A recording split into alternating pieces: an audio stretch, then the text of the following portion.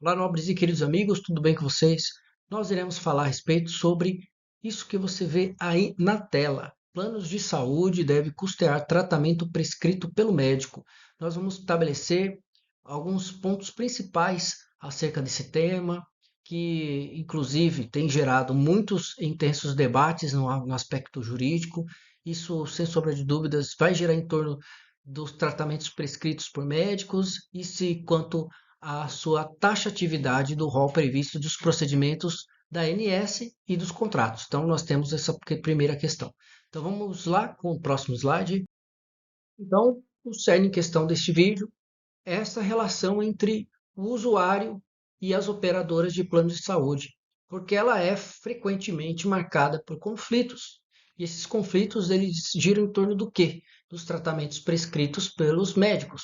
Então, a questão de solver ou solucionar essa situação é estabelecer os pontos previstos, inclusive, no rol taxativo dos procedimentos da ANS, Agência Nacional de Saúde Suplementar, e também dialogar com os contratos de adesão, né? Isso, sem sombra de dúvidas, nos contratos de adesão, isso tem gerado intenso debate no campo jurídico, inclusive por decisões judiciais, e quanto porque os contratos, eles limitam, né, o que os planos de saúde devem obedecer ou não. Então, aqui o vídeo é o tema central aqui para a gente tratar a respeito. Dito no slide anterior que em 2022 nós tivemos uma aprovação da própria lei, né, incorporou a lei do plano de saúde, que estabeleceu sobre alguns critérios que as operadoras de plano de saúde deverão custear, né, ter um dever de custear os tratamentos prescritos aos seus pacientes. A primeira coisa seria a comprovação científica, desde que haja uma evidência científica robusta e inclusive eficaz quanto ao tratamento, se descrito no plano terapêutico do paciente. Isso o médico vai apresentar isso. Em seguida, seriam as recomendações técnicas, são procedimentos que há com recomendações de órgãos renomados, como o Conatec, né? A Comissão Nacional de Incorporação de Tecnologia do SUS e as entidades internacionais similares, tá? Em seguida, nós temos que observar quanto ao rol de procedimentos da própria ANS, né? Então, nós temos uma decisão que foi pacificada pelo Tribunal de Justiça, né? Que estabeleceu o seu entendimento sobre o rol da ANS, que, em regra, ele é taxativo. No entanto, ele admite exceções em casos específicos, desde que comprovados os critérios de necessidade e também de eficácia, né? Isso é muito importante. Entretanto, a interpretação desse rol como exemplificativa ainda é amplamente utilizada para fundamentar decisões que favorecem a cobertura de tratamento não listados pelo SUS. Outro ponto muito importante, além das legislações e as interpretações ali que nós tratamos no slide anterior, nós temos os princípios jurídicos, né, que são fundamentais para a aplicação nesses casos. A primeira coisa que deve se observar é a aplicação do Código de Defesa do Consumidor ou ao consumidor, né?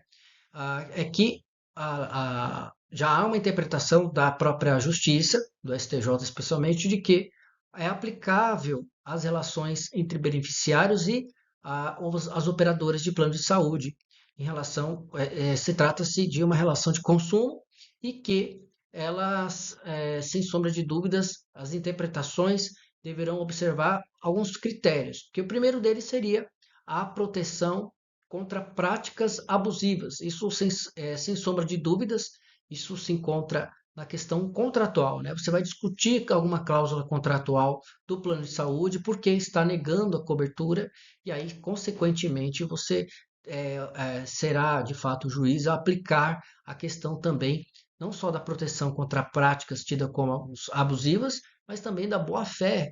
E essa boa-fé ela é objetiva, que ela exige que os contratos sejam interpretados de forma a assegurar os direitos básicos do consumidor, como o direito à saúde e à dignidade da pessoa humana. Inclusive, a dignidade da pessoa humana ela está prevista também na Constituição Federal e é um direito de saúde, né? E isso há uma colaboração das instituições privadas, né, em relação à promoção do direito da saúde como direito social e também um dever do Estado, né?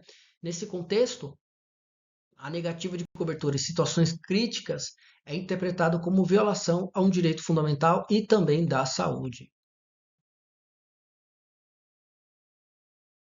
Aqui eu trago um caso para a gente ilustrar a respeito sobre situações que nós estamos conversando, tá? Um exemplo típico é o caso julgado em Brasília, envolvendo um menor de idade diagnosticado com encefalite autoimune, né? O médico assistente aí no caso prescreveu o medicamento rituximab, né? Rituximab, desculpa, que é essencial para o tratamento desta doença. E aí nós temos um embate, né? Qual seria o embate em relação a isso? O plano de saúde tem que arcar com esse medicamento ou não? O médico prescreveu. E aí, no caso concreto, a negativa foi evidenciada, que o plano de saúde argumentou que o tratamento não estava incluído no rol do SUS, né, da ANS, né, nem o Conatec, nem algum órgão, e a justificativa adicional é que este medicamento era off-label, ou seja, era fora das indicações previstas na bula, né?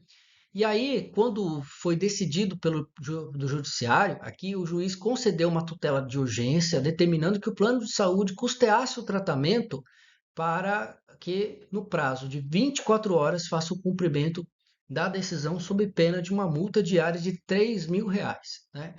E aí, na questão que está relacionada ao nosso caso, que nosso estudo aqui de vídeo, é que existe um ponto principal, que é a escolha do tratamento, que ele cabe exclusivamente ao médico, porque ele detém toda a autonomia para determinar a melhor conduta terapêutica.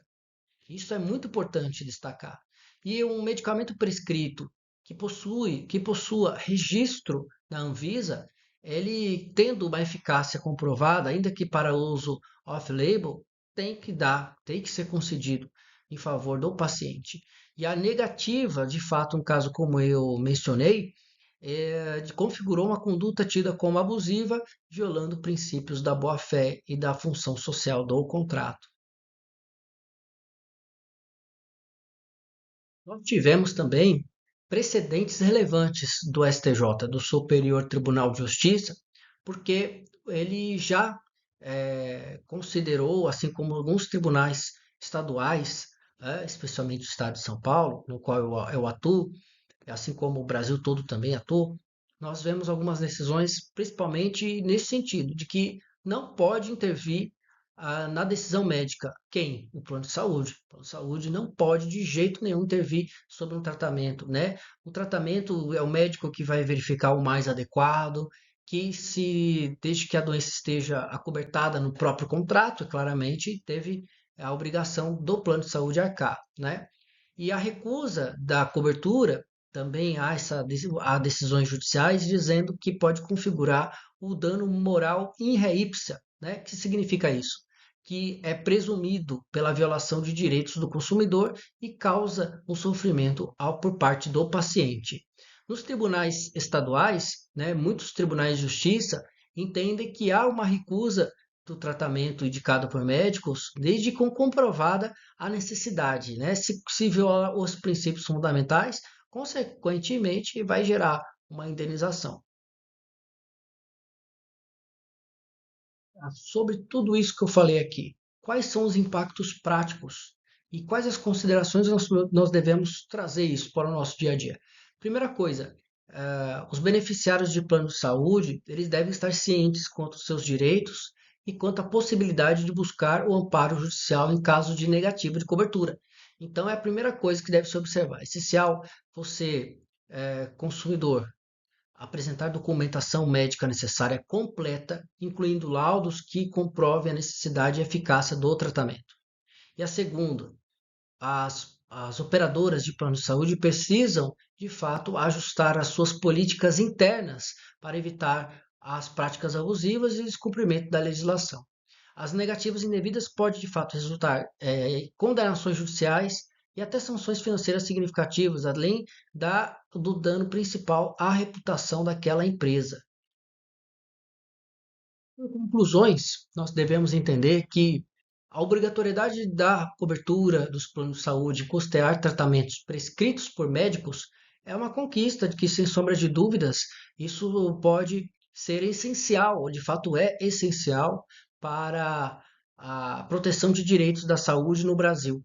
Algumas decisões judiciais, principais decisões que eu tratei aqui, elas são recentes e reforçam quanto à centralidade do paciente e do médico, né, na escolha de condutas terapêuticas, limitando de fato as indulgências, né, ou as ingerências das operadoras.